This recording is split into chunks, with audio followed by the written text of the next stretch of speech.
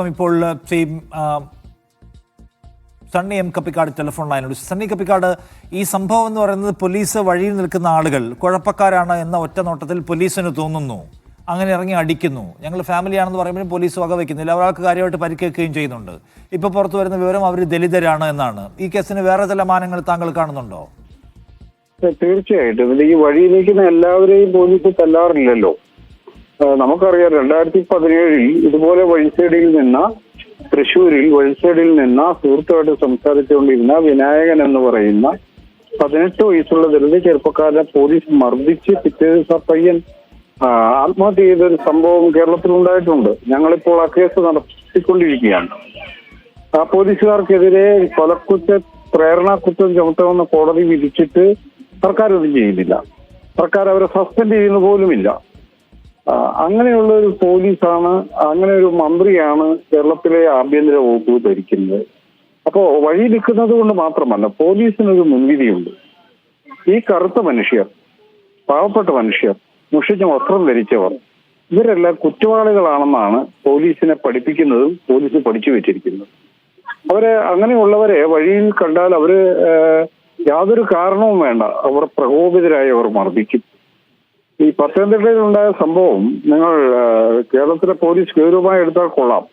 പ്രത്യക്ഷ രക്ഷാ ദൈവസഭയുടെ തൊഴിലപ്പച്ചന്റെ അനുയായിയും സജീവ പ്രവർത്തകരുമാണ് ആ കുടുംബം. അവരെ വഴിയിലിട്ട് മർദ്ദിക്കാന്നൊക്കെ പോലീസ് വിചാരിച്ചാൽ പിണറായി വിജയൻ സമാധാനം പറയേണ്ടി വരും. അതാണ് എനിക്ക് പറയാനുള്ളത്. അതുകൊണ്ട് പോലീസിനോട് ആഭ്യന്തര വകുപ്പ് പിണറായി വിജയൻ എന്ന് ഏറ്റെടുത്തു അന്നു മുതൽ ഏറ്റവും നികൃഷ്ടമായ തരത്തിലുള്ള വാർത്തകളാണ് പോലീസിന്റെ നടപടിക്രമങ്ങളാണ് പോലീസ് നടത്തിക്കൊണ്ടിരിക്കുന്നത്. ഇത് അവസാനിപ്പിക്കാനുള്ള ഉത്തരവാദിത്വം ആഭ്യന്തര വകുപ്പിനില്ലേ? ഇവരെന്താണ് ഈ ചെയ്തുകൊണ്ടിരിക്കുന്നത്? പാവപ്പെട്ട മനുഷ്യർക്ക് കൂടി ജീവിക്കണ്ടേ? ഒരു വീടിന്റെ അടുത്ത് പോലും പുറത്തു നിന്നാൽ പോലീസ് വരിക, കാര്യമൊന്നും കേൾക്കാതെ വെറുതെ മർദ്ദിക്കുക, എന്നിട്ട് ആ പോലീസുകാർക്ക് കൂടി വന്നാൽ 2-3 മാസത്തെ സസ്പെൻഷൻ കൊടുക്കുക, തിരിച്ച് ശമ്പളത്തോടു കൂടി എടുക്കുക. ഇതെന്ത് നാടാണെന്ന് ഇത്? അപ്പൊ അതുകൊണ്ട് തീർച്ചയായും വളരെ പ്രതിഷേധാർഹം എന്ന് മാത്രമല്ല, അത് തീർച്ചയായും PRDSന്റെ ഹെഡ്ക്വാർട്ടേഴ്സുമായിട്ട് ബന്ധപ്പെടുവാൻ തീരുമാനിച്ചിട്ടുണ്ട്. തീർച്ചയായും അത് വളരെ പ്രധാനപ്പെട്ട ഒരു അതിക്രമമായി, ഞങ്ങൾക്കെതിരെയുള്ള ഒരു സമൂഹത്തിനെതിരെയുള്ള അതിക്രമമായി തന്നെയാണ് ഞാനതിനെ മനസ്സിലാക്കുന്നത്. നിരവധി സംഭവങ്ങൾ എനിക്ക് പറയാൻ പറ്റും, കൂടുതൽ വിശദീകരിക്കുന്നില്ല.